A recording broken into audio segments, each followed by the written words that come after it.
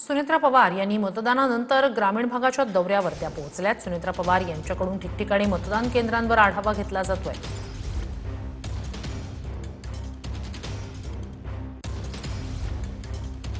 आपले प्रतिनिधी प्रदीप कापसे आपल्यासोबत जोडले गेलेले आहेत। प्रदीप, सुनेत्रा पवार सध्या आढावा घेत आहेत, काय अधिकचे अपडेट्स आहेत?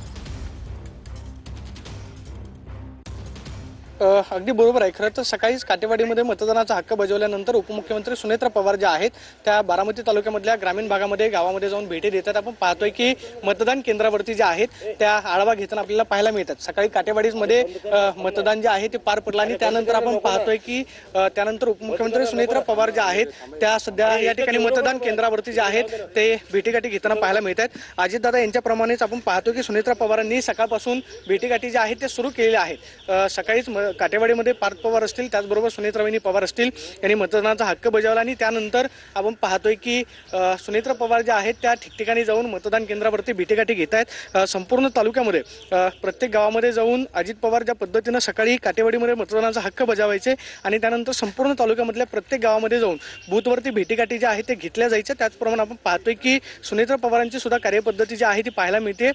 काटेवाडीमध्ये मतदानाचा हक्क बजावला आणि त्यानंतर सध्या त्या आपण पाहतोय कोराळे बुद्रुक या मतदान केंद्रावरती आलेले आहेत। गावकऱ्यांशी संवाद साधतायत, ज्या ठिकाणी बूथ लागलेले आहेत त्या बूथवरती जाऊन कार्यकर्त्यांची विचारपूस करतायत। जास्तीत जास्त मतदान व्हावं आणि रेकॉर्ड ब्रेक मतदान जे आहे ते होईल असा विश्वास जो आहे तो सुद्धा नेत्यांनी व्यक्त केलेला आहे। आणि आपण पाहतोय की स्वतः मतदान केंद्रावरती जाऊन सुनेत्रा पवार यांच्याकडून आढावा जो आहे तो घेतला जातोय।